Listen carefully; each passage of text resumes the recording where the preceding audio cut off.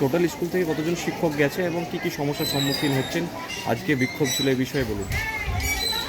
আমাদের বিদ্যালয় থেকে 9 জন শিক্ষক আর একজন নন টিচিং স্টাফ, টোটাল 10 জন সুপ্রিম কোর্টের রায়ে চাকরি হারিয়ে ফেলেছে। সুতরাং আমাদের এমনি স্টাফ ছিল 40 জন, 9 জন চলে গেল। সুতরাং এই মুহূর্তে আমাদের স্টাফ হচ্ছে 31 জন, ইনক্লুডিং হেডমাস্টার। তো বিশেষ করে বিজ্ঞান বিভাগের অবস্থা আমাদের খুবই খারাপ। মানে গুণে 2-1টা টিচার আছে, যেখানে আমাদের স্কুলের স্টুডেন্ট সংখ্যা 3000 প্লাস। সেক্ষেত্রে আমাদের যে স্টাফ, তাতে স্কুল চালানো আমাদের খুবই অসুবিধার মধ্যে আমরা পড়ে গেছি। আমরা খুব চিন্তিত কীভাবে আমরা এদের ছাত্রছাত্রীদের পঠন পাঠন এবং একাডেমিক যে অ্যাসপেক্ট, সেটা আমরা কীভাবে সামাল দেব, এই নিয়ে আমরা খুবই চিন্তিত। আজকে ছাত্রছাত্রীরা যে আন্দোলন করলো এই বিষয়ে?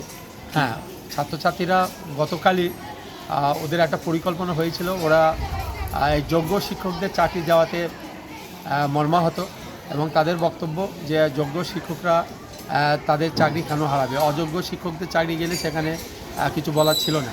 কিন্তু সত্যি করে আমাদের স্কুলের যে স্টাফ যারা সেখানে, তারা জানে ছাত্রছাত্রী যে এরা এফিসিয়েন্ট এবং খুব ভালো মেরিটের টিচার ছিল, এবং তারা চলে যাওয়াতে ছাত্রছাত্রীরা কাল থেকেই মানে শোকাহত এবং মর্মাহত, এবং তার বিরুদ্ধে আজকে ওদের প্রতিবাদ।